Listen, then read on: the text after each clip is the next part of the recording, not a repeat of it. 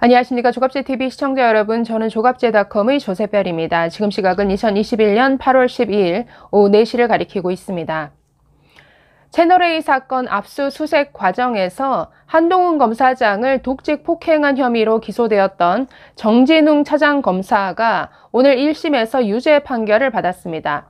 서울중앙지법 형사 22부는 이 정 차장검사의 독직 폭행 혐의에 대해서 징역 4개월에 집행유예 1년, 자격정지 1년 판결을 내렸습니다. 사실상 징역형을 받은 것이죠.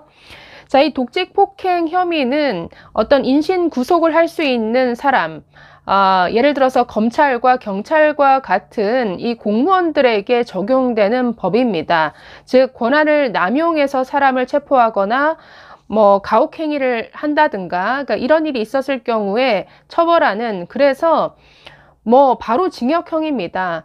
5년 이하의 징역, 10년 이하의 장역 정지가 기준인데, 어쨌든 유죄 판결이 났습니다.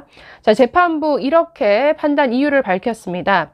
피고인은 당시 책임자에 해당하는 사람이기도 했고, 또 수사 재판 과정에서 자신의 행위가 정당하다고 주장할 뿐 피고인이 한 행위나 결과에 대해 반성하지 않고 있다.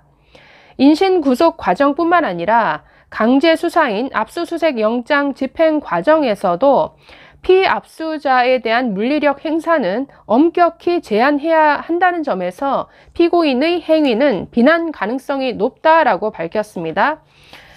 또 계속해서 더군다나 피고인은 수사 및 재판 과정에서 자신의 행위가 정당하다고 주장할 뿐 행동의 결과에 대해 반성하지 않고 피해 회복을 위한 노력도 한 바 없다라고 밝혔습니다. 그렇지만 피고인이 피해자로부터 휴대전화를 확보하려다가 우발적으로 이루어진 것으로 보이고 오랫동안 검사로 성실히 근무했다는 점을 양형에 고려했다라고 이렇게 밝혔습니다. 이번 재판의 쟁점은 정진웅 검사의 물리력 행사가 정당한 압수수색 집행을 위해 이루어진 것이었느냐, 이 여부가 핵심이었습니다. 이에 대해서 재판부 이렇게 판단했습니다.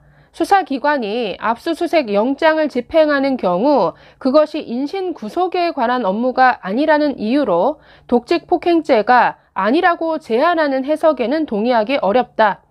피고인에게 휴대폰을 뺏으려는 의사만 있는 것이 아니라 신체에 대한 유형력 행사에 대한 최소한의 미필적 고의가 있었다고 판단한다라고 판결했습니다. 여기서 중요한 것은 고의성 입증 여부였는데요. 적어도 고의성이 있었다라고 본 거죠.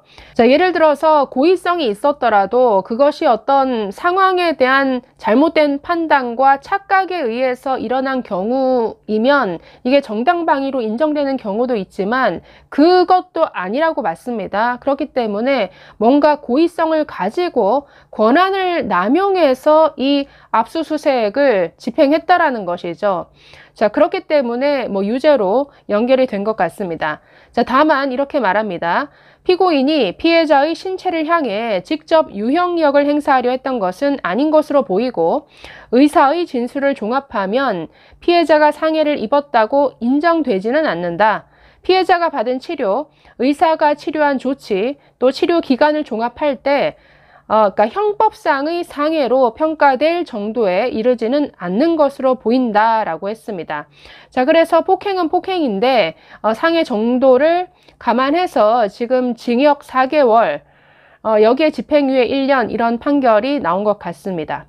이 사건이 일어났을 때 참 웃지 못할 해프닝들이 있었죠. 이렇게 독직 폭행을 해놓고는 이 정진웅 검사 아차 싶었는지 어떻게 했습니까? 병원 가서 들어 누웠죠. 그리고 링겔 맞고 있는 사진을 언론에 공개를 해버렸습니다.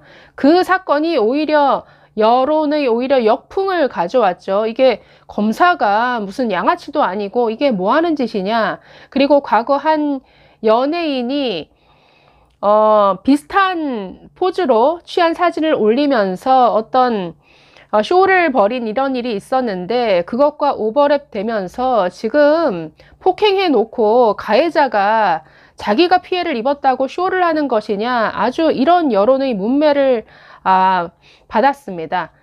이런 유죄 판결이 나왔는데 자, 이 사건은 너무나 무리한 압수수색 과정에서 일어난 일이었죠. 왜 이런 무리수가 있었습니까?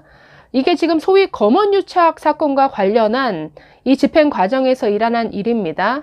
자꾸만 없는 죄를 만들어서 뒤집어 씌우려다고 보니까 이런 무리수가 일어나는 것이죠. 당시 상황이 어땠냐면 이 직전에 검찰에서 수사심의위원회가 소집이 됐었습니다. 당시 그 회의에서 한동훈 검사의 어떤 혐의 전혀 입증이 안 되고 있다. 그렇기 때문에 더 이상 수사하지 말아라. 압수수색 한번 한 걸로 됐다. 더 이상 혐의가 나온 게 없는데 뭘 더 수사한다는 것이냐. 불기소 처리를 하든지 무혐의 처리하라라고 결론이 났습니다. 그럼에도 불구하고 무리하게 지금 또다시 압수수색 이 집행을 하다가 지금 이런 사단이 난 것이었죠. 왜 이런 무리수가 자꾸만 있었을까요? 네, 추미애 장관까지 나서서 수사 지휘권을 발동하는 이런 참 말도 안 되는 무리수를 벌이다 보니까 이런 폭행 사건까지 일어나는 웃지 못할 상황이 빚어진 것이었죠. 자, 문제는 아직도 한동훈 검사장 무혐의 처리가 안 되고 있습니다. 계속해서 서울중앙지검 계속 사건을 가지고 있죠. 마치 한동훈 검사장의 아이폰만 비밀번호 해제만 하면, 즉 그 휴대폰을 들여다보기만 하면 거기에 무슨 엄청난 비밀이라도 숨겨 있을 것처럼 아직도 이 수사 종결을 하지를 않고 있습니다. 지금 검언유착에 대한 어떤 증거가 나온 게 아무것도 없죠. 이동재 기자도 무죄를 받았습니다. 그럼에도 불구하고 무슨 괘씸죄인지 한동훈 검사장에 대한 수사 종결 처리하지 않고 있습니다. 이것은 엄청난 인권 유린이죠. 아니, 일반인이라고 생각해 보십시오. 아무런 혐의에 대한 증거도 없고 이 사람이 범죄를 저질렀다라고 볼 만한 정황도 증거도 진술도 없는데 그냥 사건 종결하지 않고 계속 수사 진행 중인 상태로 놔둔다. 이게 엄청난, 이것은 말도 안 되는 인권 유린이죠. 자, 어쨌든 이동재 기자 무죄 판결에 이어서 정말 무리한 압수수색을 벌이다가 폭행 사건까지 일으킨 정진훈 차장검사 유죄 판결이 나왔습니다. 자, 이 한동훈 검사장에 대한 조치, 어떤 조치가 이어질지 한번 두고 봐야 할 것 같네요. 아직까지 한동훈 검사장의 반응은 나오지 않은 것 같습니다. 감사합니다.